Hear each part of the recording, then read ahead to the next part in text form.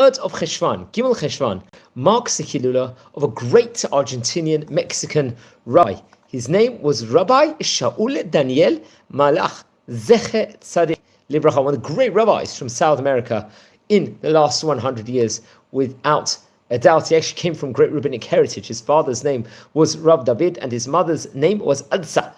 Very great people. And it's actually interesting also, the grandfather, Rabbi Shaul Malech, I think from his father's side, and Rabbi Yaakov from his mother's side, including among the grandparents included Rabbanit Freda from the side of his father, and Rabbanit Sarah from his mother's side. So very much had a great rabbinic heritage. He was born, I believe, on Chaf Bet Adar Rishon, in the English year 1962, if I'm not mistaken. He passed away in the year 2020. I think possibly it was connected to the coronavirus, but I have to double check on that. He was born in the city of Buenos Aires in Argentina.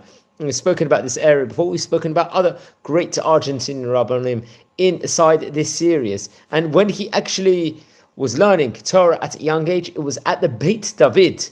I think at that point in time, he actually was under great auspices of great rabbanim in that specific city in of itself. And I believe in the year, it will come 1979, Hey Tafshin Lomatet, he would actually go to the land of Israel and would learn in the famous yeshiva of Yeshivat Porat Yosef in Jerusalem. This, let's say, the bastion of the Sephardi yeshivot in Israel. And I think in the English, in Hebrew, Hey Tafshin Mem Aleph, I think this was a few years later, he would actually learn in Yeshivat Mir, the famous Mir Yeshiva in Jerusalem, a place we visited before on this series. And he became a great expert within regards to Torah, within regards to Shas, the encompassment of the Talmud Babli, the 4 volumes of the Code of Jewish Law, the Shulchan Aruch, respectively, and various different Mefarshim, explanations within regards to it. He was very well versed within regards to the Poskim, the Rishonim, Achronim, and he would, I believe, receive smicha, rabbinic ordination, from the great rabbi, Rabbi Zalman Nehemiah Goldberg,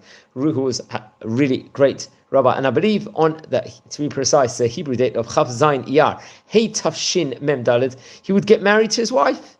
She happened to be, I believe, the daughter of Rav Benjamin and Rabbanit Ruth Barzani. We've spoken about the Barzani family on various occasions on this series. And he would actually, once he got married, he would be very diligent with regards to learning Torah in the Holy Land, respectively, and will be under great auspices among many of the rabbis, also in Israel and also in the Chutz. And I believe in the year Hey Tafshin Memvav, he would travel and now go to Mexico, where I believe he would spend a 20-year period to work as a Diyan. A Diyan, as we say in English, is a judge in the Jewish court. And he was an expert, let's just say, within regards to the laws of Kiddushin, marriage, and Gittin, divorce, and Eben Ezer, Choshen Mishpat, the various different books in the Code of Jewish Law, and will give various different Musa Shiurim on different topics, let's just say in himself, of subjects, especially within regards to the topic of Agunot. I believe on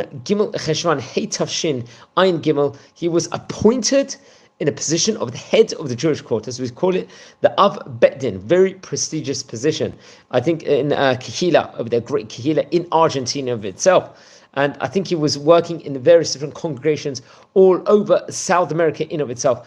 I think including Argentina, also Panama, Chile, Colombia, also in Costa Rica. So it was very well traveled and seen as the highest regards from all these different various countries, and made a name for himself all across the world. He was very, very careful within regards to everything within regards to that, and it was in correspondence, I think, with a great rabbanim all over the different vicinities within regards to the laws of all the different undertakings he did, and many people came to him for advice within regards to all these different Torah topics himself. And I believe he had a close relationship with Chacham Ovadia Yosef, who would actually ask him questions and had close connections, obviously, naturally from the days of being in Porat Yosef and learning in top yeshivot in Israel, with the great rabbanim all over the Holy Land also. So it's actually interesting. He would actually author, I believe, various different great Torah books in of itself, including the Davar Daniel and the Divrei Daniel. I think the Divrei Daniel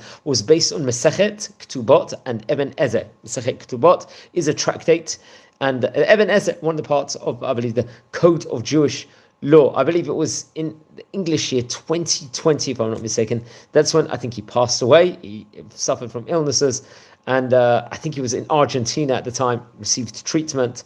I think it was that time period of the coronavirus. Reportedly, he was only 58 years of age at the time of passing. He was only 58 years at that specific point in time. So let's explore some more highlights within regards to great Rabbi's life. He had many great teachers, including, as we stated before, Rabbi Zalman Nehemiah Goldberg, Rabbi Meir Sasson, another great rabbi, Rabbi Menachem Meir Tzioni, and also Rabbi Shalom Cohen. I think, obviously, Rabbi Shalom Cohen was a Rosh Yeshiva of Porat Yosef at one stage and was head of the Shas political party for many years before he passed away in 2022. This was among his sons included great Rabbanim. They became Rab David, Rab Benjamin, Rab Moshe, and Rab Avram. His daughters included Rabbanit Elisheva, I think happened to be the wife of Rab David Shammai. Rabbanit Ruth happens to be of the wife of Rav Natan Laniado, and Rabbanit Sarah happens to be the wife of Rabbi Moshe Sakal. Really great Rabbanim. Among his brothers included Rab Gabriel and Rab Yaakov, and was really a great rabbi of yesteryear. He was, I believe, buried, if I'm not mistaken, in Argentina, which we have to add on.